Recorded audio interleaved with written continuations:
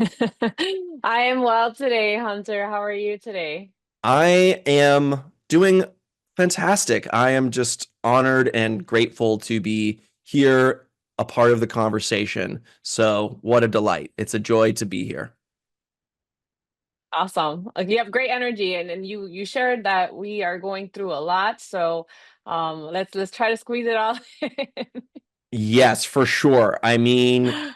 better to have more than not enough, Patricia. And I'm sure folks will be reaching out because what you're doing is incredible. So, Thank before we you. jump into the questions at hand, can you kick us off a little bit about your journey, how you ended up a part of this incredible organization? Anything else you'd like to share? Yeah, absolutely. And so, as we conclude here, Hispanic Heritage Month, I always like to share as part of my background, being a proud Latina, Mexican American, daughter of immigrants here to the United States, a daughter to a farm worker, first generation college student and graduate, and first generation going into a professional workforce. And because of some of these identifiers and my own personal experiences, I consider myself an advocate for access and equity. Whereas my professional background spans from co-founding a nonprofit to a short stints in corporate and marketing, community affairs, higher education. And then when I was working in higher education, was earning my graduate degree in public administration and knew that I wanted to go back to a nonprofit uh, and build and scale impactful programs. And so at the time, and this is 2010, ASE, the Hispanic Alliance for Career Enhancement, had a director of a programs position.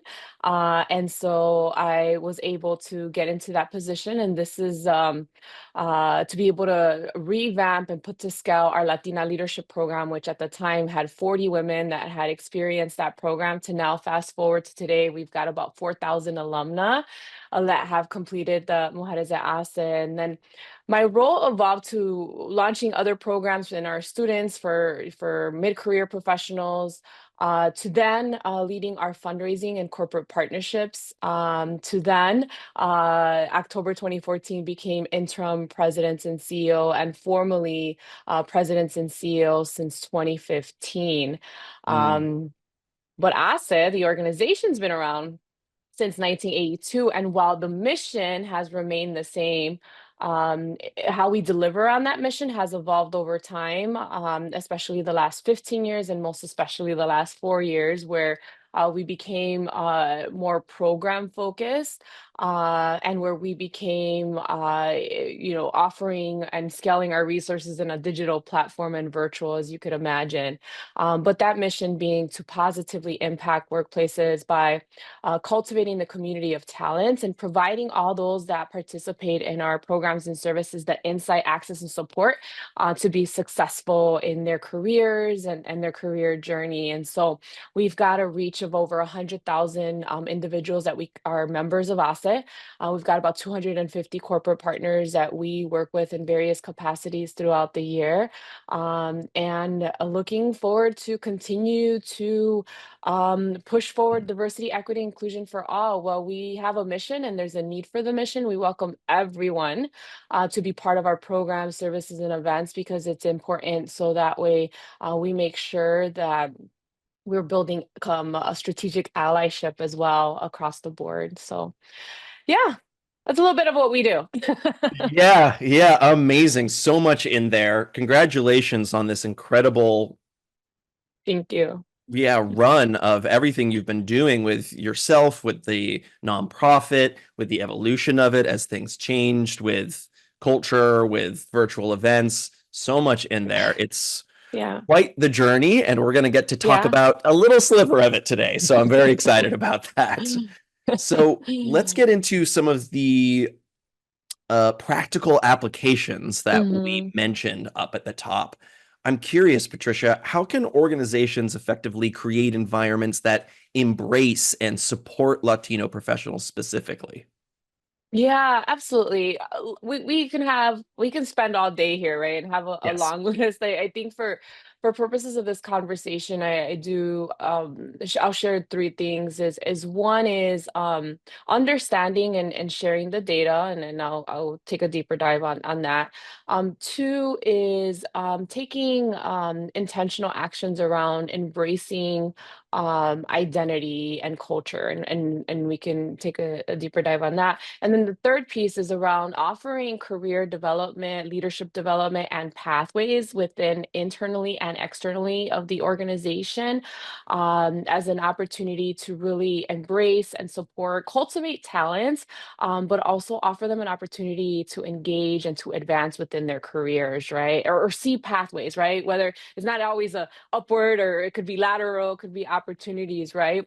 So the first one on sharing the data, we've got recent data shared by the Latino Donor Collaborative that when you look at what the U.S. Hispanic, Latino, Latine, Latinx community represents, you're talking about nearly 20% of the U.S. population, with the dominance growth being young, and U.S. born. But also when you look at the community, there's so much diversity in terms of country of origin, in terms of generation, in terms of whether we speak the Spanish language or not, right? And you're looking at a community that's not only is achieving and earning degrees at a faster rate than before within the last decade, but you're looking at a community that represents 3.6 trillion GDP. Meaning that if this community were a country in terms of GDP, would be the fifth largest economy after India, after the United Kingdom, after France. And so that's powerful. And on top of that, a 3.78 trillion purchasing power, which is growing 2.5 times faster than the rest of other economies. And so there's a business case there. There's an economic imperative for our country to ensure, but many, even if we're part of the community, I've also learned over time that even Latinos don't know the data, right? So I think it's important that we share across the board because it's also powerful and it's something to be proud of, right? Um, and then, the second thing in terms of embracing identity, and this is something that one of my favorite topics, we talk a lot about intersectionality and the future of the workforce. Our countries are becoming increasingly diverse, increasingly intersectional. We've heard that also the Latino community is also one that's marrying dominance outside of their race, right, and other ethnic groups. And so you're trying to see this kind of intersectional approach of identity and providing spaces for folks to be able to share that. When I introduced myself at the beginning, I talked a little bit about my cultural background, about my generational, about my parents, right? And I think providing a space and a time for your employees to do that, whether it's through formal employee business resource groups, whether it's through workshops. We've done several, especially during this Hispanic Heritage Month, several workshops where we're coming in, myself, our various program trainers and consultants, to really just talk about our identities and how does that lend itself for us to being influencers and drivers in our careers. Because in order to be an effective leader, as we practice in our leadership development, it starts with your self-awareness and your understanding how you show up and being confident about that. And so that's an important piece. And then the third and the final I talked about is the offering the career development and pathways, right? Whether it's the organizations like ASE, there's so many leadership development opportunities out there. Is being able to meet individuals in terms of where they are in their career journey, and providing that opportunity because it offers a sense of value, like I am valued at this organization, and especially if it's culturally relevant to who they are, right? Whether it's a Latino leadership program where we get to spend time talking about culture, whether it's a first gen educational initiative, or pathways that you can do both internally and externally.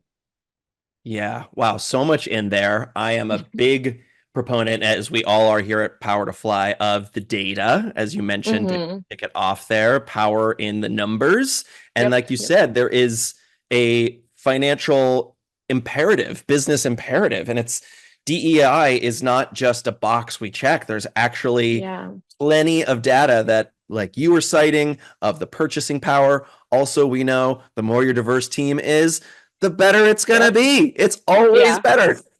Yeah, absolutely. Yeah. Absolutely. I mean, and especially as a consumer, like most of our the corporations, right? You're dealing with a consumer. This is an increasingly, powerful consumer base as all diverse. I mean, you look at the growth of the population of the Asian American Pacific Islander community, for example, is also a fast-growing community. If you were to put in the purchasing power with the AAPI, the Black, the Latino community, and that is just a huge segment, but then you need people in leadership roles that identify with those groups that can help, right, the company grow and their businesses in that sense and connect with the communities.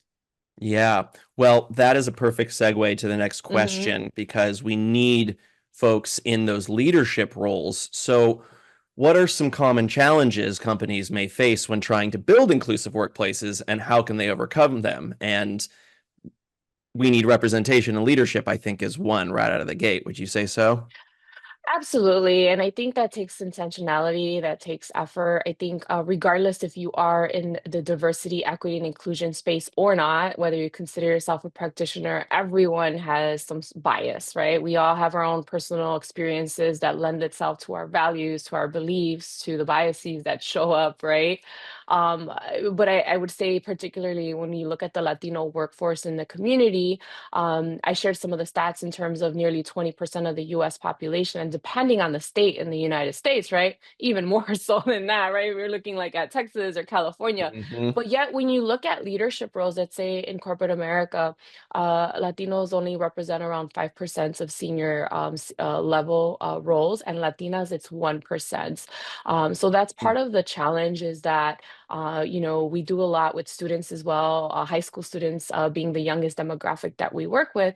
And not only is this the truth for students, but also professionals, is that how empowering is it to envision yourself in a leadership role? And if we don't have the leaders that are out there in those roles, or that are visible to us, it makes it a little bit more challenging, which is why organizations like ASE, that have that network that can come and speak at your companies or that are speaking during our programs, makes it super empowering for individuals. So part of the challenge is the representation, but leveraging organizations like ASE helps address that challenge. And then internally, leveraging programs to help accelerate pathways so that we're getting more representation in those roles within the organization and the companies. So that takes intentionality on your hiring processes, right? Where are you hiring? What's your promotional processes look like internally? And ensuring that there's coming from a lens of inclusiveness, belonging, intentionality. And that even within that, one thing that we hear for a lot of underrepresented talent in senior level roles are that we, especially even women, are overly mentored and under-sponsored. And so Mm. we've worked with some corporate partners that have built really effective sponsorship programs internally, which means that these are leaders that are vouching for you, right? That are putting their names on the line to say, you know what, so and so deserves that promotion, that opportunity. Let's get them there, right? So those are some of the challenges that we see with our partners, and we're here to serve as a support, as a partner to address those challenges and help accelerate. Because we also see there's a pay gap, especially for Latinas and women, right? That hurts potential wealth for not only that woman, but her family and the community that she represents as well. Yeah. Wow. I don't think I had heard the phrase overly mentored and under-sponsored before. And Hmm. that really got me in the gut there because I completely have this visceral experience of plenty of people that are like, yeah, I'm helping and Mm, but then there's also that vital piece. Like you said, these are the people yeah, that vouch for you. And that yeah. is how you get a promotion. That is how you get a pay raise.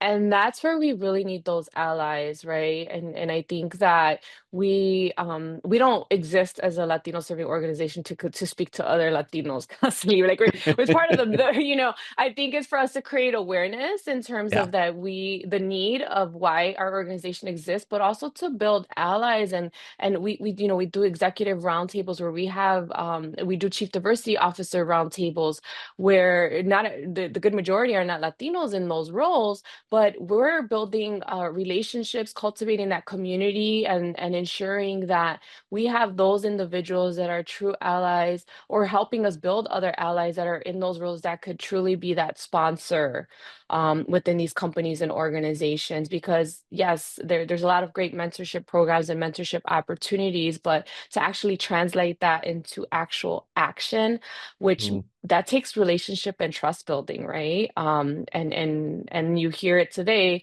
folks, that majority of folks that have gotten that promotion or gotten that new career opportunity, it's been those through relationships and leveraging organizations like ours, attending actively events. I know I heard you all have a career fair, right? And making yourself visible and building those relationships through those outlets.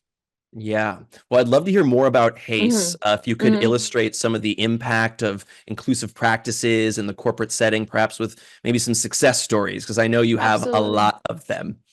Yeah, absolutely. And I think our when we define success, this does not happen overnight. No matter where our corporate partners are in their DEI journey, it is important to us as being in the space of DEI is meeting them where they are, right? And in terms of an equity lens and understanding can we support that. And so our partners that have been the most successful are the ones that over time, over years, have become holistic in the sense that not only are we actively working with their recruiters or talent acquisition folks and connecting them with potential talent through our organization, but they also are actively sending employees through our leadership programs. Their executives are coming in as guest speakers, as trainers, are speaking throughout the year with events. Their alumni from our programs are serving on our alumni boards, our alumni networks, talking to students and being visible throughout the year. And then we have just that year-round engagement that's intentional, that's active, so that we're holistically building and cultivating those relationships with that corporate partner, with the asset network, the asset familia. One example for example, NBC Universal helped us launch our women's leadership program in New York in 2015. And then we started launching in other markets where they were sending their employees year after year. And not only have they actively now have a strong alumni base within the company that is meeting and supporting and coming back as speakers, we've seen, promotions. On average, that program within less than a year of completing the program, 80% receive an increase of pay and promotion at their place of employment. But you also see the increased confidence and the visibility that the participants have. But then fast forward, we started working not only with their HR, with their DEI leaders, but then their foundation, which is supporting our youth programs and Mm. now helping expand our women's leadership program to customize it for Latina entrepreneurs across the nation, which then lend itself for us and other funders to be able to support and scale those programs. We have another partner in the financial services industry, so JP Morgan Chase, where they have amazing leadership programs internally, but similar challenge where they're not having more into the senior level roles, where we customize a more senior level program called ALSA, a transformational leadership program based on not only transformational leadership model, neuroscience, and cultura, Latinidad, right? That we took 15 executive directors from JPMC, and within less than a year, 4 of those are now GM, and the rest they are on track, right? And so we're looking at ways to accelerate moving the needle, but that takes time and that takes intentionality, just like these 2 examples that I shared. Yeah, absolutely. The intentionality is it's it takes repetition and it takes investment of time. Like you said, it's a slow burn. This doesn't happen Yeah, overnight. Yeah. And absolutely. what an incredible just it's wonderful to hear how you also spoke to how people their confidence Mm, grows through this program. And that because we tie so much to our work with our self-worth. And yeah, when there's these barriers that are outside of our control, there can be this story that's written in our heads that isn't true, right? And I love yeah. hearing how y'all are helping people out of that narrative, out of that story, because it's of things that have just been the red tape, gate kept, and outside of their reach.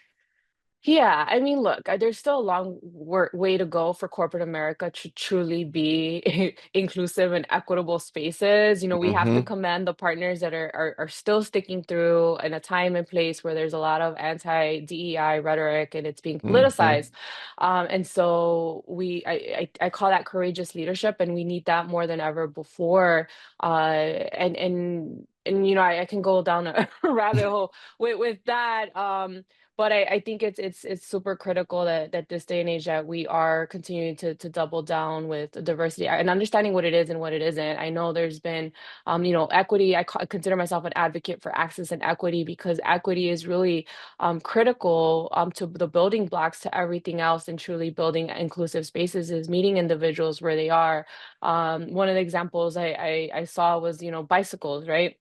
You have someone that's 6'8", and then a person that's 5'3", and then someone that's not able to walk and has a disability. You're not going to give them the same bicycle to ride a bike.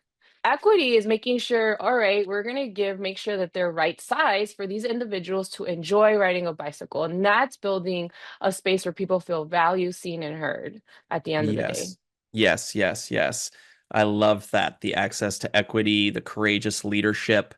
Without going too far down that rabbit hole, and I'll pivot too, but just a personal anecdote. I used to always, when I would tell people what I do here at PowerToFly, so yeah, I Hmm. work in the DE and IB space. It's diversity, equity, inclusion. And Hmm. recently, when I said that, people were like, you don't need to tell me what DE and I means. It was like, oh, right. That got into the mainstream for a reason that it was unexpected. Suddenly, everyone was talking about DE and I because of the, Yeah. the politicizing of it, like you said. It was like, oh, Yeah. right, But it's right, and the politicizing part of it is the rhetoric that is that it's divisive, right? You're right, excluding people. right. Diversity, equity, and inclusion, belonging. We have some acronyms that include the justice piece. It's about ensuring everybody, diversity is everybody, making sure that we have that representation of everybody at the table, in order to build those spaces that are needed. And so it's super critical that, again, that we're defining what it is and what it isn't, Hmm. and that we're putting that as part of our toolkit. And you talked about identity and folks coming and being confident. That's leadership development. There was a research by the Center for Talent Innovation that showcased that 77% of Hispanics or Latinos surveyed repressed some part of their persona in the workplace, whether it was how they pronounced their name, or whether they talked about their culture, their food, styles, colors, like how they dress up, or things like that. And that how are you ever going to excel in your career if you are repressing who you are, or Yeah. parts of who you are? And so I would hope that with the work that we're doing, I would argue that the work that we're doing, that we are creating the change and the impact where folks are going back confident of embracing who they fully are, more than ever before, because we have folks now, Oscar Munoz, who was the former CEO of United Airlines, who's retired, wrote a book on that for the last couple of years, but never really throughout his career talked about his Mexican identity. And Mm, everybody has their own journey, and when they're comfortable sharing, and we understand, because as I said earlier, corporate America has a long way to go. And part of it is adjusting to the values of your current and future workforce. And you talk about a right. community of Latinos, and I'm generalizing because other communities can identify with family being a top value, right? You identify with Hmm. collective culture and wanting to work with teams, identify with humility, and some of the general values that we have, which are beautiful values that we have. But it's also understanding as a community, how do we adapt, not ever change who we are, but adapt how we're communicating, how we're showing up, so that way we could be effective in a corporate space that predominantly is different, generally speaking, in terms of the values. Yeah, 100%. So Hmm. for these organizations that perhaps are just starting their journey towards building a more inclusive culture, what advice would you give them? Yeah, I think, I mean, we talked a bit about the intentionality piece and but really assessing. I think, we talked a little bit about the data, but it's really important to understand where you are in terms of where are you currently hiring talent from, what is the employee experience, right? We talk about the employee experience and getting the surveys in terms of how are they engaging with the workforce and one another. So taking that deep dive in the assessment, but it also, before even doing that, it's like if you are truly starting your diversity, equity, and inclusion journey, leadership, the CEO, the executives have to be 100% bought in. I think that's part of the challenge is if that's not the case, then it dwindles. We saw a lot of statements that happened in 2020, and we all know why. And those that truly meant it are still, in the work today. Those that perhaps didn't have the leadership 100% bought in, or that has changed since then, has fizzled, right? And so it's critical to have that leadership buy-in. It's assessing, right, where you're at and looking at the structures. The structures internally is one of the most challenging, and being able to work with the an organization that can support with that, I think is super critical. And thirdly, is leaning into organizations such as like the work that we're doing, right? Like with the work that PowerToFly is doing with Asset, so many out there that are really here to help in your journey, and really provide recommendations in how we can be a part of that and support that moving forward, whether it's hiring talent and ensuring that we're building inclusive, equitable spaces for everyone. Yeah. Well, speaking of moving forward, and we have just a few minutes left, Mhm. I'm curious, are there any future trends that you foresee in diversity and inclusion that organizations should be aware of? Yeah, I look, because of the SCOTUS decision that was made, the Supreme Court justice, right, on affirmative action, there was a lot of confusion that happened, right? I'm hopeful, I'm hearing there's a lot of more clarity happening, but that was based in higher education on race-based admissions, right? Then now corporations use it as an excuse. Those that were not, again, because of the legal aspect, but have talked to several the legal general counsels over the last couple, and it's important that we know what it is and what it is not. I will say that we're already seeing the ramifications of that. MIT already published that their first incoming class, as a result of no longer doing intentional race-based admissions, went from having a class that was 15% Black, Latino, and Native Indigenous students to 5%. That's a huge decrease. And imagine now, translate that to other higher ed institutions, translate that into your corporation. There's more data out there, but use that to fuel and to be courageous so that this trend does not continue and that we stop it. We put a stop to it. Whether you're an individual contributor, whether you are leading DEI, is leveraging that data to showcase like this is the potential ramifications that are not great for a company, for any company or organization out there. And we're starting to see that those that have fully integrated DEI across their business, across their company, are holding strong. It's already embedded throughout the organization. And so there's not 100% perfect. I think we're all in this journey together, but it's a role that I hope that we've seen a lot of decline in DEI roles, and we've seen that trend, and it is my hope that that will reverse itself. So I'm Mm, encouraging others, and also the last thing I will say is that if we're not doing it already, I'm starting to see a lot more attention, not as much as I would like to, but a lot more attention being paid to Hispanic serving institutions. The majority of our students are going to Hispanic serving institutions. There's over, the 100 in the United States that and going to those universities to recruit and engage with students. yeah. Trisha, this has been a power half hour, and I hope you come back because we could clearly talk for hours, and I would love to. What is the best way to keep the conversation going with you? How can folks reach out? Absolutely. So I would happy to share my LinkedIn. I think, oh, okay, it's already shared. And then I also dropped our website for aceonline.org. You can follow us on any of the social media platforms as well. We do a weekly cafecito con Ace, so coffee chats with Ace, whether it's myself, my colleague, and another leader. Chats such as these and various conversations, topics throughout the year, and then upcoming events that we have. So I hope that it's free to sign up to become a member of ASE. So please, I encourage you all to join us if you're not already joined on to the network. But I appreciate the conversation, Hunter. I appreciate you.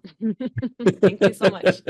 Thank This you. was Have a great. great rest of your day. You can look forward to my LinkedIn request, and I can't wait to do it again sometime. Awesome. Well, take good care, everyone. Thank you. Bye now. Bye. Take care.